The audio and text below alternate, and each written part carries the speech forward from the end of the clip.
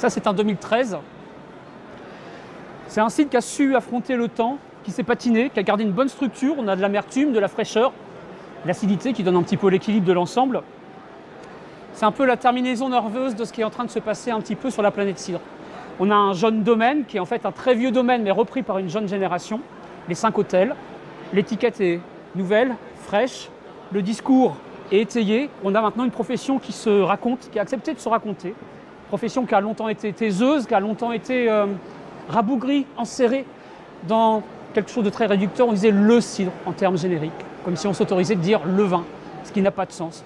Or on le voit à la seule lecture de ces bouteilles-là, on a une vraie nuance et dans la manière de se raconter, mais aussi dans les origines. Par exemple, on a ici un cidre du Perche, la cuvée Firmin 2019 de la ferme de l'Hermitière. On est dans le Perche, qui est une toute nouvelle appellation d'origine contrôlée.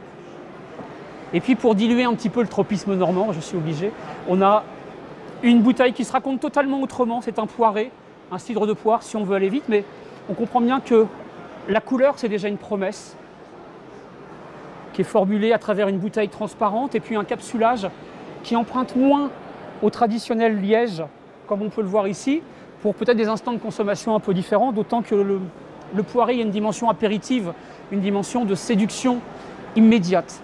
Et ce qui est assez intéressant dans ces produits, c'est qu'ils sont tous vraiment d'extraction rurale et que ce sont des produits qui aujourd'hui sont des succès urbains. Ils ont trouvé leur clientèle. Alors ça emprunte à plusieurs choses, ça emprunte au fait qu'il y a une vraie capillarité aujourd'hui entre ce que raconte le cidre, avec ses valeurs cardinales, son aspect authentique, dans la manière dont il est mené au verger et aussi dans la cave, et le parallèle qu'on pourrait dresser avec la quête des consommateurs pour des produits plus sains. Et donc là, d'extraction rurale, on tend vers des produits qui sont modernes, qui sont décomplexés, qui sont millésimés.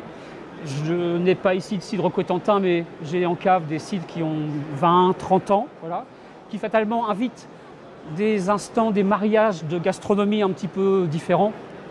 Et si on fait la somme de tout ça, la modernité s'installe parce qu'elle entre en résonance avec ce que réclame l'époque. La société traversée par des considérations environnementales, eh bien on a là des produits qui correspondent totalement.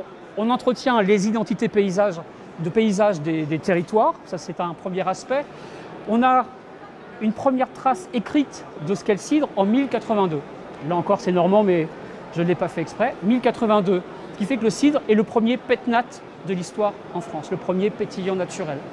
On nous parle beaucoup dans l'univers du vin de ce qu'est l'agroforesterie, qui est une démarche environnementale qui anime un nombre de vignerons, je crois, de plus en plus important. On a ici une agroforesterie qui est initiale, qui est ancestrale, qui est intuitive, qui est naturelle. On a aussi cette idée que la vigne peut-être est un petit peu exclusive dans le sens où chaque centimètre carré est utilisé pour la vigne. Eh bien, dans les vergers traditionnels de haute tige ou les plus modernes de basse tige, on peut conduire plusieurs démarches agronomiques. On va avoir une production de fruits, donc par ricochet, une production de boissons. On va avoir en dessous des animaux, donc une production de viande, et on a aussi une production d'herbes. Donc voilà, on a une utilisation diverse, variée, simultanée de ce qu'est le patrimoine végétal. Et puis, évidemment, ces étiquettes un peu plus modernes, on va les retrouver parfois sous forme de conditionnement en 33 centilitres, ce qui invite les produits à coloniser peut-être les terrasses parisiennes.